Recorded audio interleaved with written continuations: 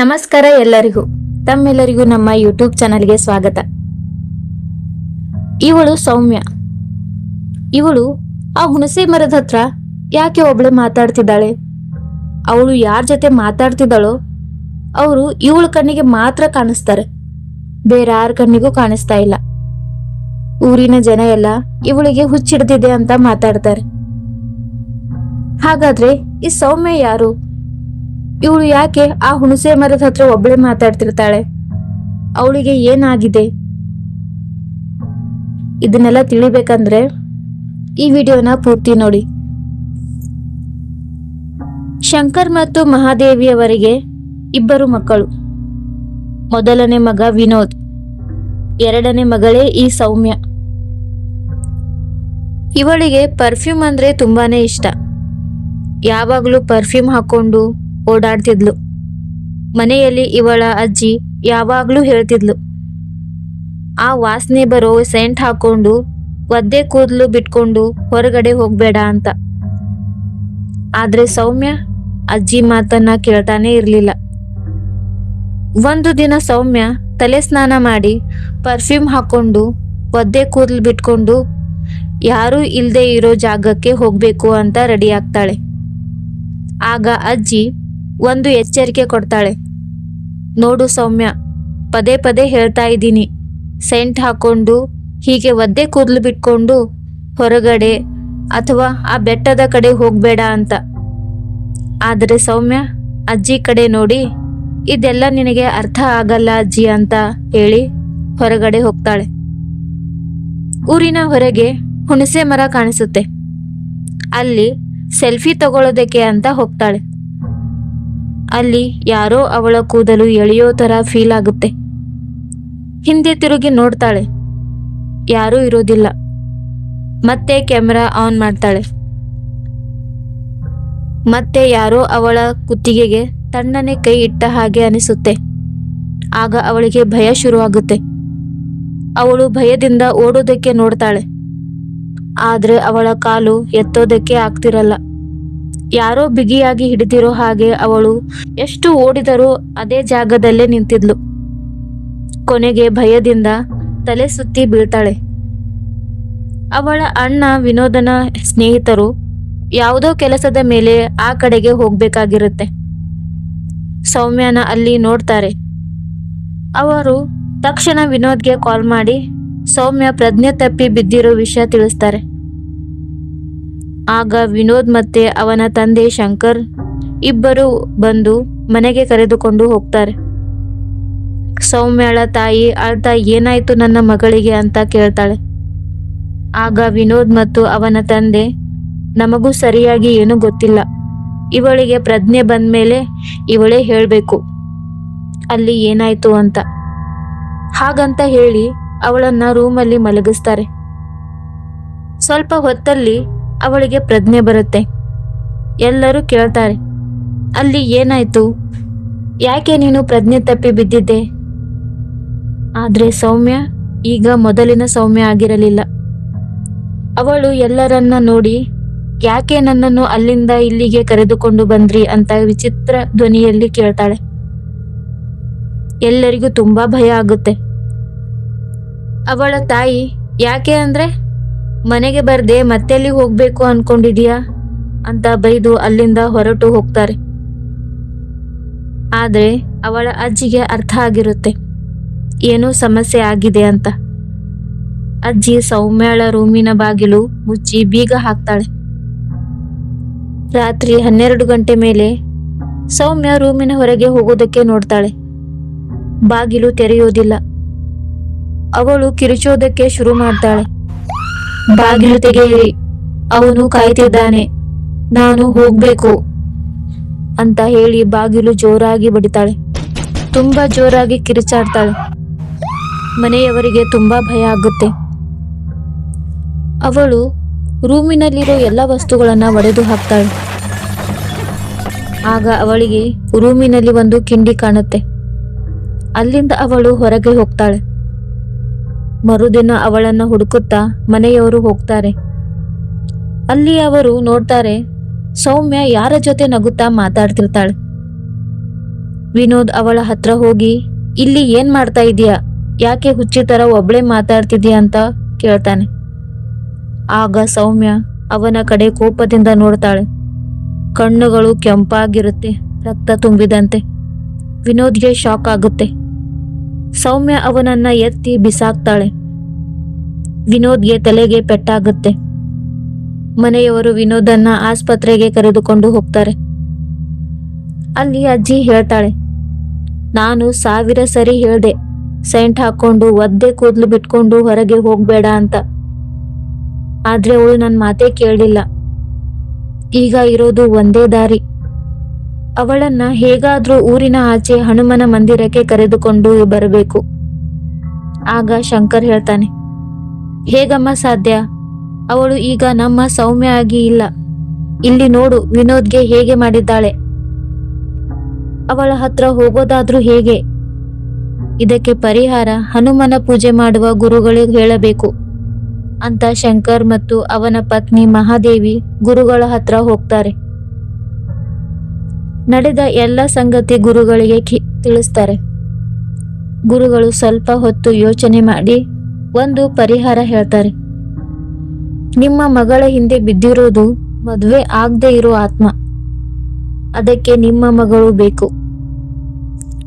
ನೀವು ಸೌಮ್ಯಾಳ್ ಹತ್ರ ಹೋಗಿ, ನೀನು ಒಬ್ಬಳೆ ಹೀಗೆ ಮಾತಾಡೋದು ಸರಿ ಕಾಣಲ್ಲ, ನೀವು ಇಬ್ಬರು ಮದುವೆಯಾಗಿ, ಆಗ ನಿಮ್ಮ ಬಗ್ಗೆ ಯಾರೂ ಪ್ರಶ್ನೆ ಮಾಡಲ್ಲ ಅಂತ ಹೇಳಿ ಮದುವೆ ಆಗೋವರೆಗೂ ನೀನು ಮನೆಯಲ್ಲಿ ಇರಬೇಕು.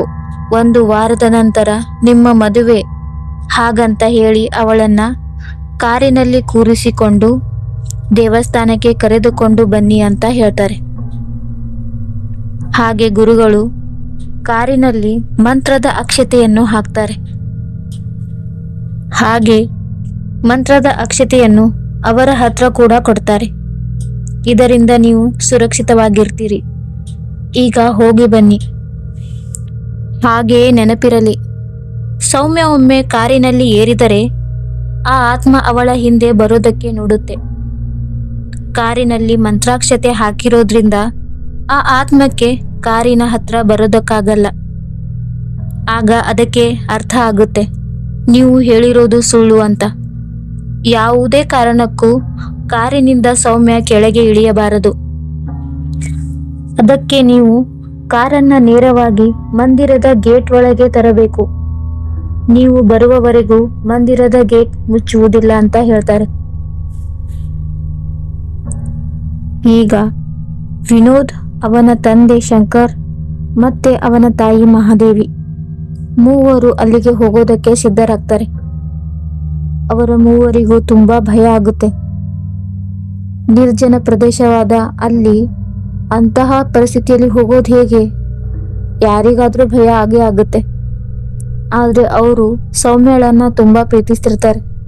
ಸೌಮ್ಯಳನ್ನ ಹೇಗಾದ್ರೂ ಮಾಡಿ ಕಾಪಾಡ್ಕೋಬೇಕು ಅಂತ ಹೇಗೋ ಧೈರ್ಯ ಮಾಡಿ ಹೋಗ್ತಾರೆ. ಹೋಗಿ ಗುರುಗಳು ಹೇಳಿದಂತೆ ಹೇಳ್ತಾರೆ. ಆಗ ಸೌಮ್ಯಳ ವರ್ತನೆ ತುಂಬಾ ವಿಚಿತ್ರವಾಗಿರುತ್ತೆ. ವಿಚಿತ್ರ ಮುಖ ಮಾಡಿ ನಗೋದಕ್ಕೆ ಶುರು ಮಾಡ್ತಾಳೆ. ಅವಳು ತುಂಬಾ ಸಂತೋಷದಿಂದ ತನ್ನ ಪಕ್ಕದಲ್ಲಿ ನೋಡ್ತಾಳೆ. ಆಗ ಅವಳು ಕೇಳ್ತಾಳೆ, ನೀವು ಹೇಳೋದು ನಿಜಾನಾ? ಅವಳ ಧ್ವನಿ ತುಂಬಾ ವಿಚಿತ್ರವಾಗಿರುತ್ತೆ. ವಿನೋದ್ ಭಯದಿಂದ ನಡುಗೋದಕ್ಕೆ ಶುರು ಮಾಡ್ತಾನೆ. ಒಂದು ವೇಳೆ ನೀವು ಹೇಳಿದ್ದು ಸುಳ್ಳಾದ್ರೆ ನಿಮ್ಮನ್ನ ಸುಮ್ಮನೆ ಬಿಡಲ್ಲ ಅಂತ ಕಿರ್ಚಾಡ್ತಾಳೆ.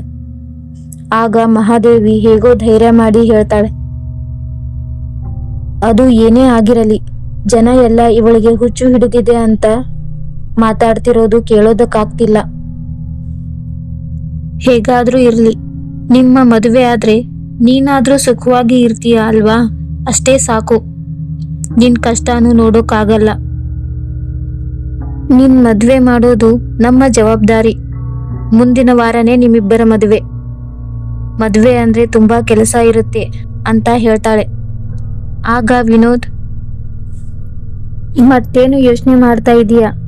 ಮದುಮಗಳು ಇಷ್ಟೊತ್ತಲ್ಲಿ ಮದುಮಗನ ಜೊತೆ ಇರೋ ಹಾಗಿಲ್ಲ, ಬೇಕಾದ್ರೆ ಕೇಳು ಭಾವನೆ ಅಂತ ಹೇಳ್ತಾನೆ. ಆಗ ವಿನೋದ್ಗೆ ನೆನಪಾಗುತ್ತೆ ಗುರುಗಳು ಅವನ ಕಿವಿಯಲ್ಲಿ ಹೇಳಿದ್ದು. ಅವನು ಹೇಗಾದ್ರೂ ಸೌಮ್ಯ ನಿಂತಿರೋ ಜಾಗದಿಂದ ಮಣ್ಣು ತರಬೇಕು ಅಂತ ಹೇಳಿದ್ರು.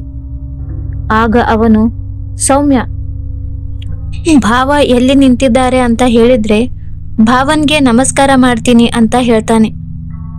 ಆಗ ಸೌಮ್ಯ ವಿಚಿತ್ರ ಧ್ವನಿಯಲ್ಲಿ, ನಿನ್ನ ಮುಂದೆ ಅಂತ ಹೇಳ್ತಾಳೆ. ವಿನೋದ್ ಕೆಳಗೆ ಬಗ್ಗಿ ಯಾರ ಗಮನಕ್ಕೆ ಬಾರದೆ ಇರೋ ಹಾಗೆ ಮಣ್ಣು ತೆಗೆದುಕೊಳ್ತಾನೆ. ಆಗ ಶಂಕರ್ ಹೇಳ್ತಾನೆ, ನಡೀರಿ, ತಡ ಆಯ್ತು, ನಾಳೆ ಬೇಗ ಕೆಲಸ ಶುರು ಮಾಡ್ಕೋಬೇಕು ಅಂತಾನೆ. ಎಲ್ಲರೂ ಸೌಮ್ಯನ ಕರೆದುಕೊಂಡು ಕಾರಿನೊಳಗೆ ಕುಳಿತುಕೊಳ್ತಾರೆ. ವಿನೋದ್ಗೆ ಅವರ ಹಿಂದೆ ಯಾವುದೋ ಆಕೃತಿ ಅವರ ಹಿಂದೆ ಬರ್ತಿರೋ ಹಾಗೆ ಕಾಣುತ್ತೆ. ಸ್ವಲ್ಪ ಹೊತ್ತಲ್ಲಿ ಸೌಮ್ಯ ಕೇಳ್ತಾಳೆ, ಅಪ್ಪ, ಅಮ್ಮ, ಇಲ್ಲಿ ಏನ್ ಮಾಡ್ತಾ ಇದ್ದೀವಿ? ಕಾರಿನೊಳಗೆ ನಾನು ಯಾವಾಗ ಬಂದೆ? ಅವಳ ಮಾತು ಕೇಳಿ ಶಂಕರ್ ಮತ್ತು ಮಹಾದೇವಿಗೆ ಸಂತೋಷ ಆಗುತ್ತೆ. ಆದ್ರೆ ವಿನೋದ್ಗೆ ಮಾತ್ರ ಭಯ ಹಾಗೇ ಇತ್ತು. ಆಗ ವಿನೋದ್, ಅಪ್ಪ, ಅಮ್ಮ, ನಾವು ಇನ್ನೂ ಬೇಗ ಹೋಗ್ಬೇಕು, ಅದು ನಮ್ಮ ಹಿಂದೆನೆ ಬರ್ತಿದೆ, ಬಹುಶಃ ಅದಕ್ಕೆ ಎಲ್ಲ ನಿಜ ತಿಳಿದಿರಬಹುದು, ತುಂಬಾ ಕೋಪದಲ್ಲಿದೆ ಹಾಗಂತ ಹೇಳ್ತಾನೆ. ಆಗ ಸೌಮ್ಯ, ಯಾರು ಬರ್ತಿದ್ದಾರೆ ಹಿಂದೆ ಅಂತ ಹಿಂದೆ ತಿರುಗಿ ನೋಡ್ತಿರ್ತಾಳೆ. ಆಗ ಅವಳಿಗೆ ಯಾರೂ ಕಾಣೋದಿಲ್ಲ, ಆದ್ರೆ ವಿನೋದ್ಗೆ ಮಾತ್ರ ಕಾಣ್ತಾ ಇರುತ್ತೆ. ಅದು ಯಾಕೆ ಅಂತ ಈಗಾಗ್ಲೇ ನಿಮಗೆ ಅರ್ಥ ಆಗಿರಬಹುದು. ಹೇಗೋ ಅವರು ದೇವಸ್ಥಾನ ತಲುಪ್ತಾರೆ. ಶಂಕರ್ ಡ್ರೈವರ್ಗೆ ಹೇಳ್ತಾನೆ, ಯಾವುದೇ ಕಾರಣಕ್ಕೂ ಕಾರನ್ನ ಹೊರಗಡೆ ನಿಲ್ಲಿಸ್ಬೇಡ, ಗೇಟ್ ಒಳಗಡೆನೆ ತೆಗೆದುಕೊಂಡು ಹೋಗು. ಆಗ ಡ್ರೈವರ್ ಕಾರನ್ನ ಗೇಟ್ ಒಳಗೆ ಓಡಿಸ್ತಾನೆ. ಕಾರಿಂದ ಅವರು ಇಳಿದವರೇ ಸೌಮ್ಯಾಳ ಕೈ ಹಿಡಿದು ಗುರುಗಳು ಹೇಳಿದ ಜಾಗಕ್ಕೆ ಹೋಗ್ತಾರೆ. ಆ ಆತ್ಮ ಗೇಟ್ ಹೊರಗೆ ನಿಂತು ಕಿರಿಚಾಡೋದಕ್ಕೆ ಶುರು ಮಾಡುತ್ತೆ.